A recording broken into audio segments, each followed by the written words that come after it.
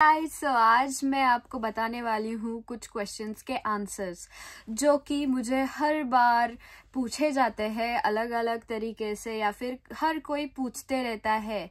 Okay, so let's get into the video. So question number 1 is, are you in Japan? आप Japan में हो? तो yes, answer is yes. हाँ, मैं अभी जापान में हूँ. Question number 2, what are you doing in Japan? So ये क्वेश्चन तो मुझे बहुत बार पूछा जाता है कि आप जापान में क्या कर रहे हो. तो मैं जापान में एक स्टूडेंट हूँ, जापानीज लैंग्वेज सीख रही हूँ एक लैंग्वेज स्कूल में.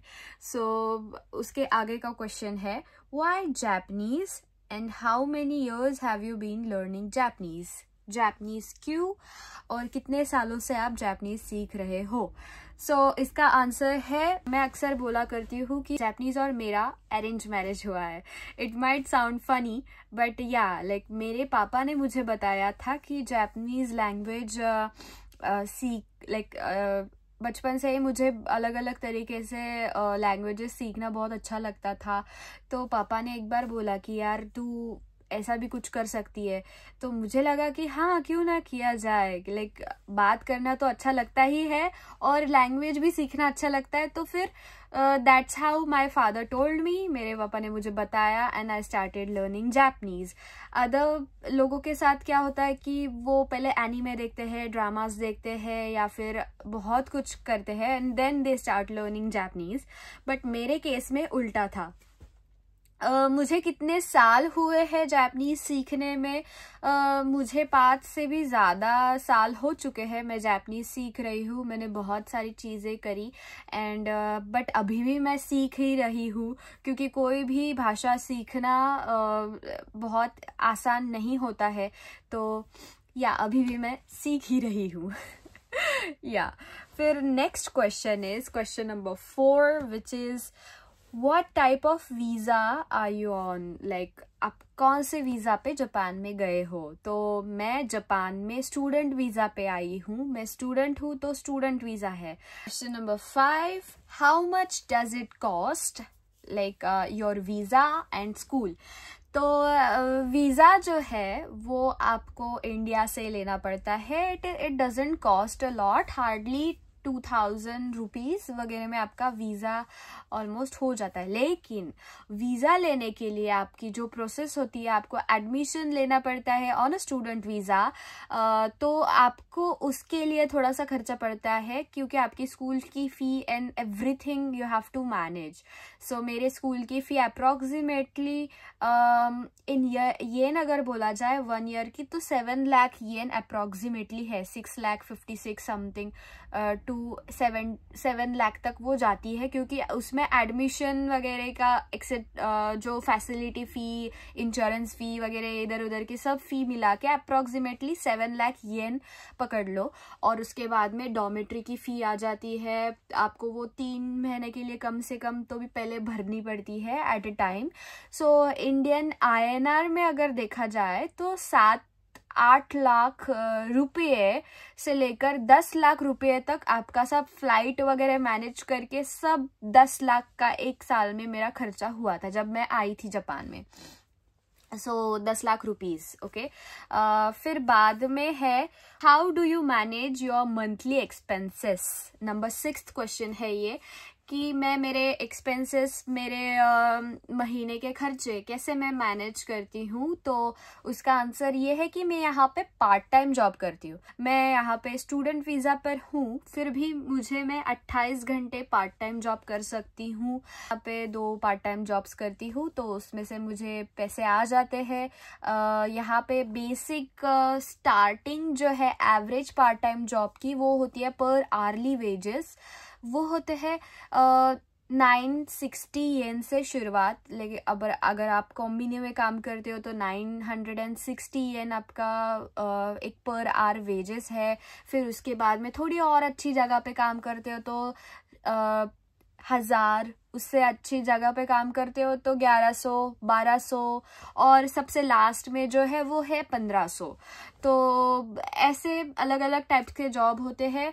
मुझे मैं 2 जॉब करती हूँ, एक सुपरमार्केट में जॉब करती हूँ एज अ कैशियर और दूसरा मैं जॉब करती हूँ इंग्लिश टीचर।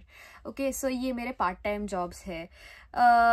तो एक्चुअली ये मेरे नेक्स्ट क्वेश्चन यही था कि what kind of work do you do in Japan. So ये मेरे I think I gave the answer in this कि मैं 2 पार्ट टाइम जॉब्स करती हूँ और उसमें से मेरे महीने का खर्चा निकल जाता है, मेरी फ़ी के लिए मैं सेव कर लेती हूँ एंड मेरे पूरे महीने का जो खर्चा होता है उसमें से भी निकल जाता है। तो सेकेंड ईयर का जो था अभी मुझे जापान में आके, ये मेरा दूसरा साल है, तो दूसरे साल का जो पूरा खर्चा है वो मैंने खुद का खुद उठाया और मुझे इंडिया से कुछ भी लाइक पापा से कुछ भी फिर से मांगना नहीं पड़ा कि मुझे पैसे दीजिए और etcetera. So what are my monthly expenses, ये मेरा नेक्स्ट क्वेश्चन है। उसमें आंसर है कि मैं अभी स्कूल की फ़ीस जो है वो मैं मंथली बताऊंगी, हालांकि मुझे पूरे साल की भरनी पड़ती है और हॉस्टल की फ़ी मुझे 3 महीने की भरनी पड़ती है। तो फर्स्ट है स्कूल की फ़ी जो है पर मंथ 52,000 येन। फिर नेक्स्ट आती है हॉस्टल की फ़ी जो है पर मंथ 30,000 येन। सो ऐसे मेरी ये मंथली एक्सपेंसेस मैं सेव करती हूँ इसके लिए। उसके बाद में आता है मेरा फूड और बाहर अगर मैं खाती हूँ या फिर ग्रॉसरी, उसके लिए मेरे जाते हैं अप्रॉक्सीमेटली 60,000 येन ओवरऑल, सब बाहर का खाना और वेजिटेबल्स लेकर मिलाकर। और शॉपिंग अगर मैं कुछ करती हूँ तो मैं बहुत बहुत ही सावधान पूर्वक मैं बहुत ज़्यादा शॉपिंग करती हूँ, ज़्यादा एक्स्ट्रा पैसे खर्च नहीं करती हूँ क्योंकि कितने एक्सपेंसेस हो रहे हैं। तो मेरे एक्सपेंसेस ऑलमोस्ट मैं उसके लिए 20,000 या फिर ऐसे कुछ तो भी रख देती हूँ साइड में। So it is my overall total expenses. Okay, मैं खाना क्या खाती हूँ, what do I eat, how do I manage food and etc. So food के लिए I am a pure vegetarian, I don't even eat eggs as well. So मुझे यहाँ पे थोड़ी सी we can't say दिक्कत because everything is available here, but it is I have to manage it. Like for example यहाँ पे सारी सब्जियाँ मिल जाती है, यहाँ पे सब कुछ मिल जाता है, दूध दही, या फिर इंडियन मार्केट्स होते हैं यहाँ, वहाँ जाकर हम दाल वगैरह सब कुछ खरीद सकते हैं, तो सब कुछ अवेलेबल है यहाँ पे। बट द थिंग इज कि एवरी डे जस्ट लाइक हम घर में पकाते हैं, मम्मी पका के देती है, तो इट इज़ लाइक मुझे अकेली को सबको करना पड़ता है सब कुछ।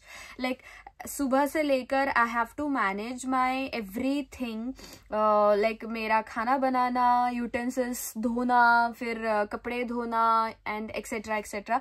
सो या these things I have to manage with my studies, with my school, with my part time job. तो ये सब सारी चीज़ें करके ये सब मैनेज करना पड़ता है। सो दिस इज़ बिकॉज जैसे इंडिया में हमारा कल्चर है कि हम कोई भी हेल्पर रख लेते हैं काम के लिए, तो यहाँ पे वैसे कल्चर नहीं है, इसलिए हमें हमारा खुद का करना पड़ता है। तो yes, I am a pure vegetarian but I get everything, like मुझे हर कुछ मिल जाता है, मैं सब कुछ पका कर खाती हूँ खुद का खुद। या and again if I want to manage बाहर जाके कुछ खाना हो तो I go to Indian supermarkets और इंडियन रेस्टोरेंट्स, वहाँ पे मैं जाके खाना खाती हूँ। फिर रही बात दूसरी कि मैंने और एक चीज़ ऐसे भी करी है कि मैं यहाँ के जापानीज़ फूड को, जो वेजिटेरियन है, मैंने वो अडेप्ट करना सीखा है। फॉर एग्जाम्पल आई ईट नातो, देन नातो मतलब फर्मेंटेड सोयाबीन्स रहती है, फिर मैं गामो खाती हूँ, जैसे वो टोफू का एक बड़ा सा होता है vada, we call it vada, it is like a circular, जैसे मेदू वड़ा रहता है वैसे उस टाइप में टोफू का वड़ा टाइप्स रहता है। फिर ऐसे बहुत सारी चीज़ें हैं जो मैंने यहाँ पे सर्च करके रखी है। आई रीड एवरीथिंग, पीछे दिए गए like I have to read everything ingredients कि यहाँ पे किस में अंडा है या फिर नॉन वेज है etcetera etcetera. So I read and then I eat. So yeah, that's it for today's video. So please, if you have any questions, mention those in the comment box. And if this video was helpful, आपको थोड़ा सा भी helpful अगर ये video लगा तो please like, share and subscribe to my channel. And कुछ भी questions रहे हो तो please बता दीजिएगा. जय सिया राम.